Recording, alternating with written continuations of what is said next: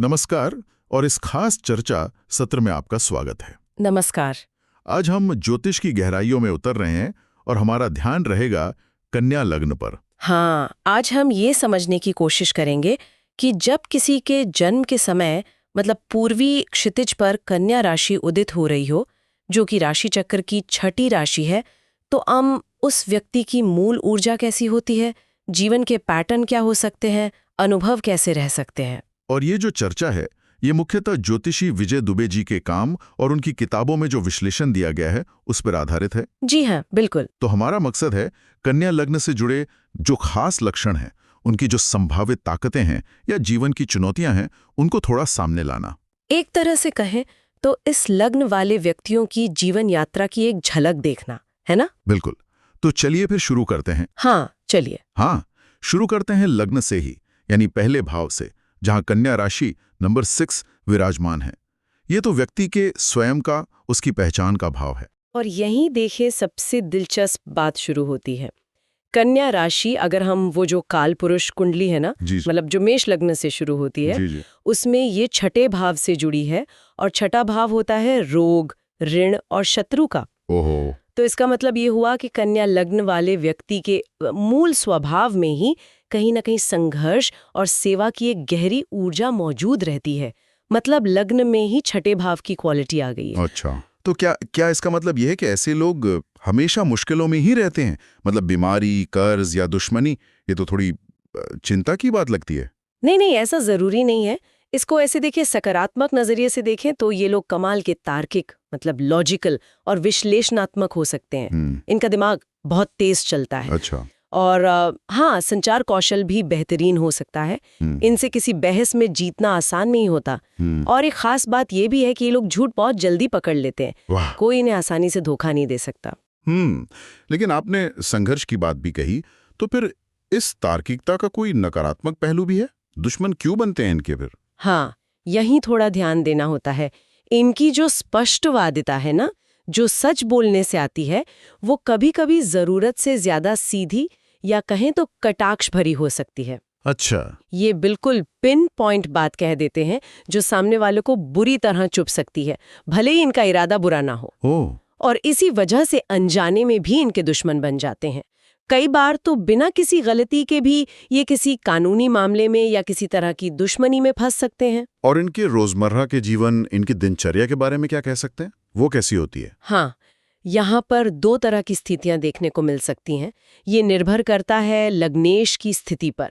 लग्नेश यानी लग्न के स्वामी ग्रह बुध। हाँ, बुध। अगर बुध कुंडली में अच्छी स्थिति में है, पीड़ित नहीं है, तो इनकी दिनचर्या बहुत व्यवस्थित, एकदम सिस्टमैटिक होगी, हर काम समय पर।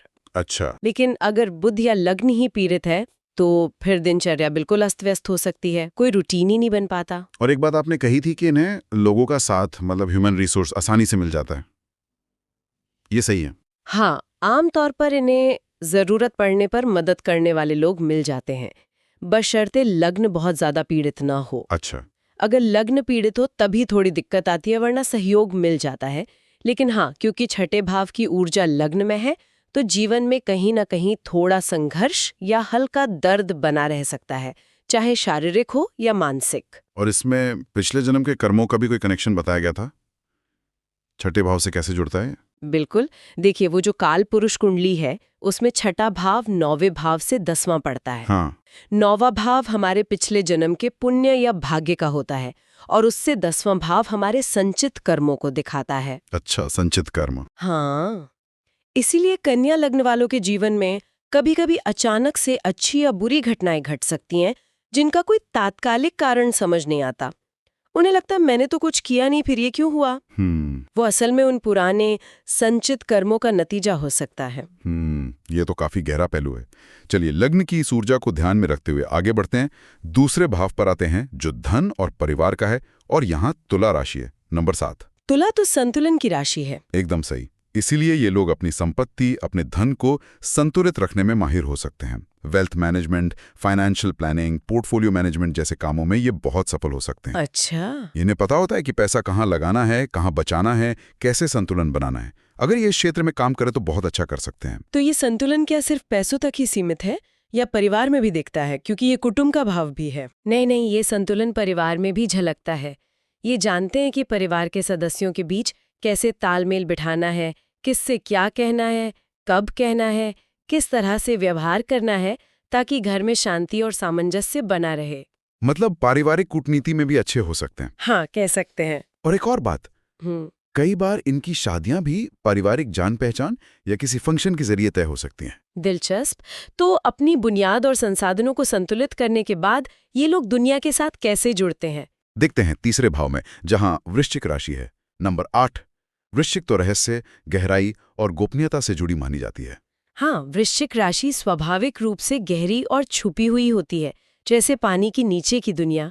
इसीलिए इन लोगों के लिए ये सलाह दी जाती है कि अपनी योजनाओं, खासकर छोटी यात्राओं या नौकरी बदलने या कोई नया काम शुरू करने जैसी योजनाओं के बारे में तब तक ज्यादा लोगों को ना बताएं जब तक वो पूरी ना हो जाएं। क्यों? ऐसा क्यों?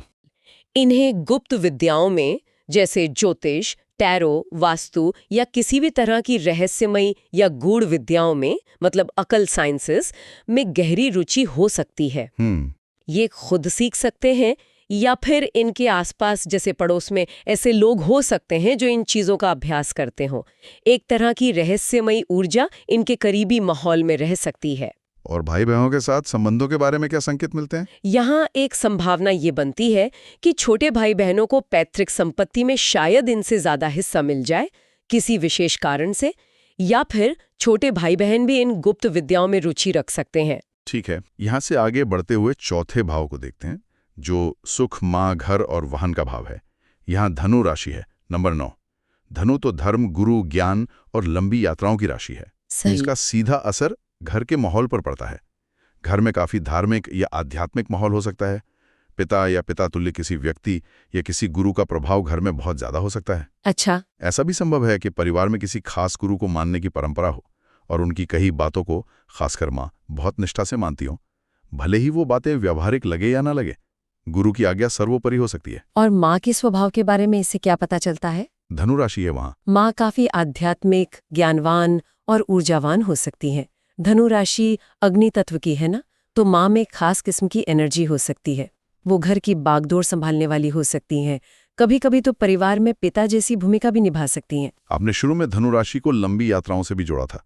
घर के भाव में इसका क्या मतलब हुआ? हाँ, ये एक दिलचस्प बिंदु है, क्योंकि 9वीं राशि लंबी यात्राओं या विदेश यात्राओं की है और वो चौथे यानी घर के भाव में बैठी है। हाँ। तो ये दिखाता है कि परिवार के सदस्य काम, पढ़ाई या किसी और वजह से घर से दूर रह सकते हैं, संभवतः विदेश में भी। ओह अच्छा।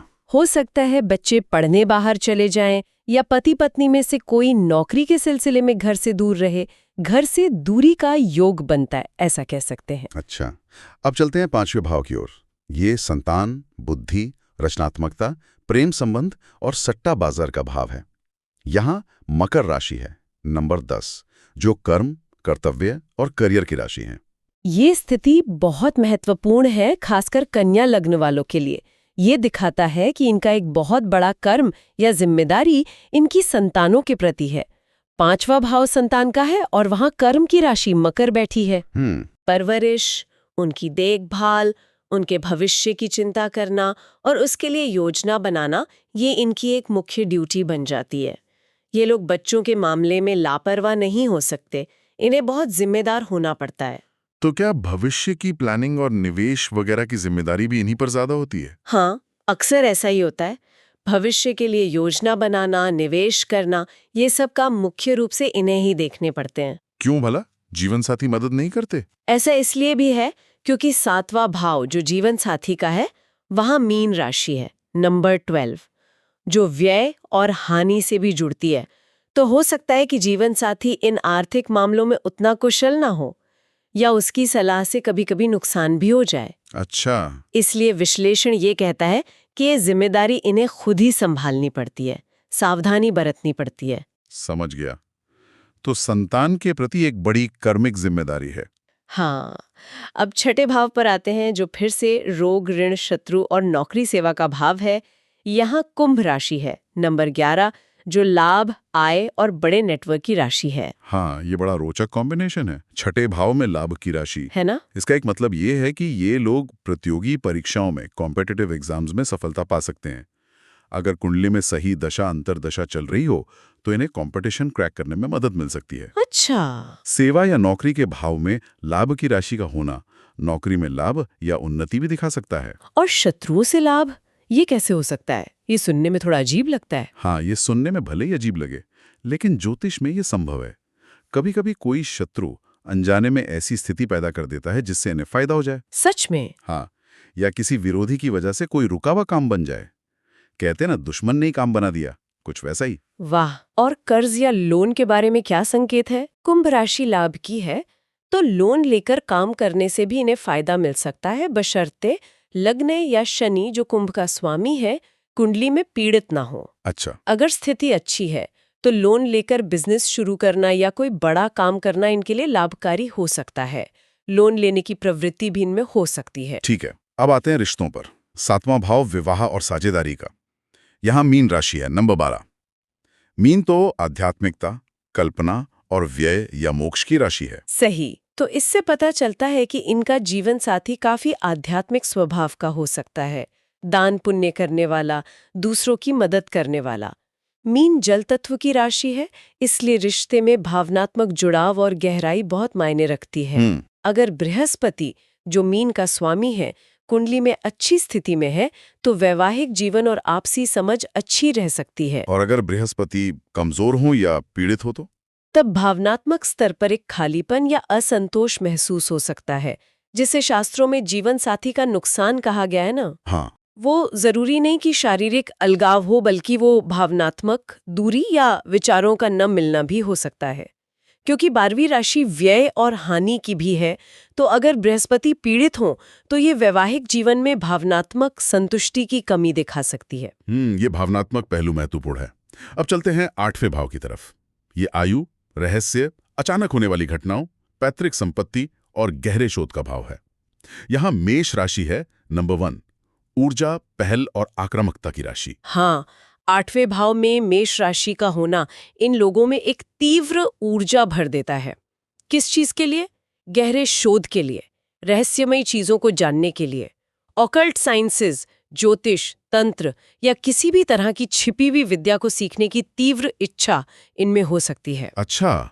ये जीवन में बदलाव लाने से घबराते नहीं, बल्कि उसके लिए हमेशा तैयार रहते हैं, खासकर अगर वो बदलाव इनके विकास के लिए जरूरी हो। इन्हें ये जानने में बहुत रुचि होती है कि चीजें गहराई में कैसे काम करती हैं, ऊर्जा का खेल क्या है, ब्रह्मांड के रहस्य क्या है।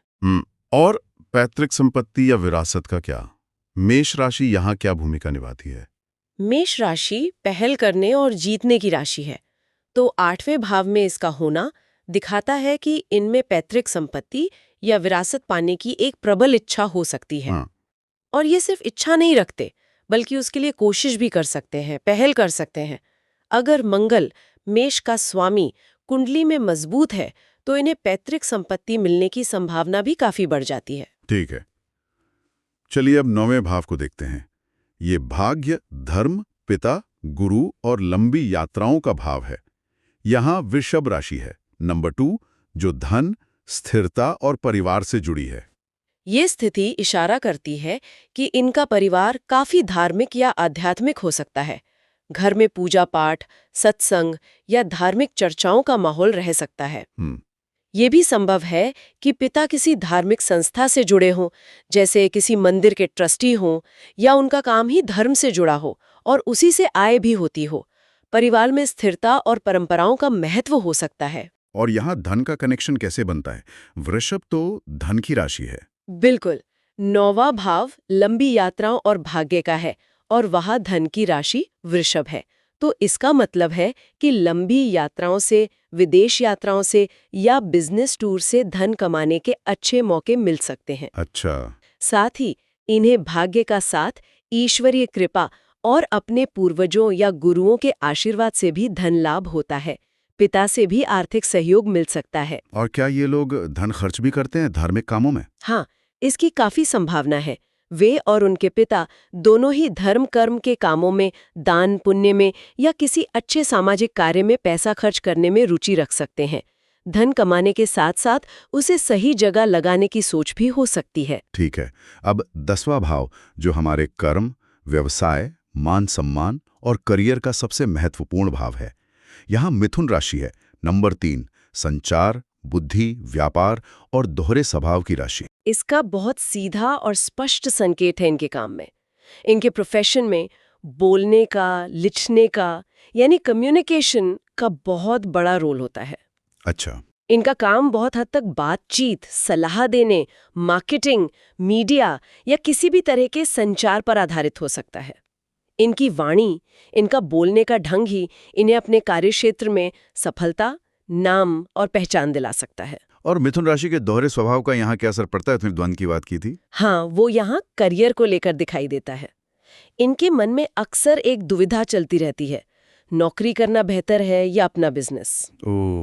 अगर नौकरी कर रहे होते हैं तो बिजनेस करने के ख्याल आते हैं, और अगर बिजनेस में है तो एक स्थिर नौकरी की सुरक्षा याद आती है। ये ड्यूअल माइंडसेट कि ये करूं या वो करूं, करियर के मामले में लगातार बना रह सकता है। दिलचस्प है ये दुविधा। अब 11वें भाव पर आते हैं, लाभ, आय, इच्छा पूर्ति, बड़े भाई बहन और दोस्तों का भाव है। यहाँ कर्क राशि है, नंबर 4, जो भावनाओं, माँ, घर और देखभाल से जुड़ी है। ये बड़ा भावनात्मक कनेक्शन दिखाता है। ये लोग अपने दोस्तों के साथ बहुत गहरे जुड़े होते हैं और अक्सर उनसे अपने घर, परिवार और अपनी निजी भावनाओं के बारे में खूब बातें करते हैं। अच्छा। दोस्त इनके लिए परिवार जैसे हो सकते हैं। ये भावनात्मक सपोर्ट के लिए अपने दोस्तों पर काफी निर्भर रह सकते हैं। अपनी रोजमर्रा की खुशियां, दुख, चिंताएं सब दोस्तों से शेयर करने की आदत हो सकती है। और माँ का दोस्तों के साथ कैसा रिश्ता हो सकता है? कर्क राशि माँ की भी कारक है। हाँ, अगर चंद्रमा, जो कर्क का स्वामी है, कुंडली में अच्छी स्थिति में है, तो माँ का भी इनके दोस्तों के साथ बहुत स्नेह भरा भावनात्मक रिश्ता हो सकता है। माँ शायद इनके दोस्तों को अपने बच्चों जैसा ही प्यार दें, उन्हें घर बुलाकर खाना खिलाएं, उनका ख्याल रखें। इससे दोस्तों को भी इनके घर में अपनापन और एक सुकून भरा घरेलू माहौल महसूस होता है। बहुत खूब। और अब आखिर में 12वां भाव, ये व्यय, हानि, मोक्ष, विदेश, अस्पताल और छिपे हुए शत्रुओं का भाव है। यहाँ सिंह राशि है, नंबर 5। सिंह राशि रचनात्मकता, संतान, मनोरंजन और हाँ, कालपुरुष कुंडली के 5वें भाव से जुड़ी है, शेयर बाजार। हाँ, और यहाँ एक बहुत जरूरी चेतावनी छुपी है। ध्यान दीजिए, कालपुरुष कुंडली का 5वां भाव, जो शेयर बाजार, सट्टा, अटकनबाजी और जोखिम भरे निवेश का है, हाँ, वो इनके 12वें भाव में आ गया है, जो हानि और व्यय का भाव है। ओ, तो इसका सीधा मतलब है कि स्टॉक मार्केट, स्पेक्यूलेशन या किसी भी तरह की गैम्बलिंग में पैसा लगाते समय इन्हें अत्यधिक सावधान रहना चाहिए। दूसरों की सलाह पर आंख बंद करके या बिना पूरी जानकारी के निवेश करने से बड़ा आर्थिक नुकसान हो सकता है। ये तो बहुत महत्वपूर्ण बात है। जी हाँ, हर कदम बहुत सोच समझकर संतुलित होकर उठाना चाहिए। और दान पुण्य के बारे में यहाँ क्या खास बात है? सिंह राशि का यहाँ होना क्या संकेत देता है? 12वां भाव दान पुण्य का भी होता है।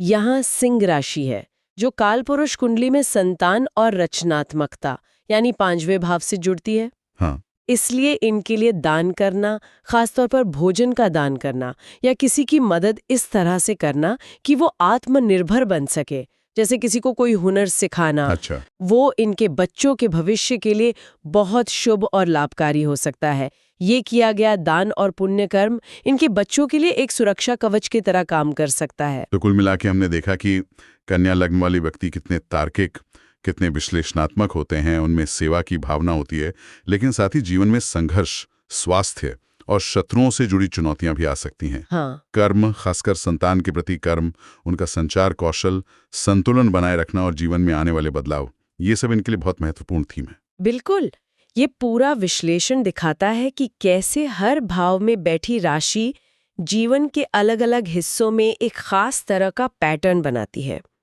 कन्या लग्न वालों के लिए संतुलन साधना, खासकर आर्थिक मामलों में और अपनी योजनाओं को गुप्त रखने में बेहद जरूरी है।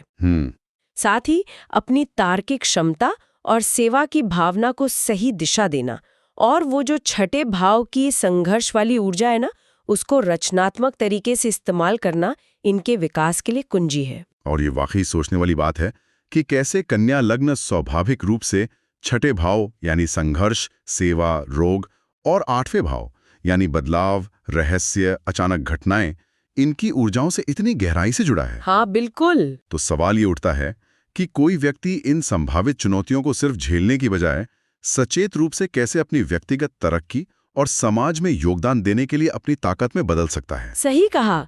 ये गहरा आत्म मंथन का विषय है कि इन अंतर्निहित ऊर्जाओं को कैसे सकारात्मक दिशा दी जाए और उनका सर्वश्रेष्ठ उपयोग किया जाए। इस पर विचार किया जा सकता है। इस दिलचस्प और गहरी चर्चा के लिए आपका बहुत बहुत धन्यवाद। धन्यवाद। उम्मीद है कि ये जानकारी हमारे सुनने वालों को कन्या लग्न को बेहतर ढंग से समझने में मददगार होगी।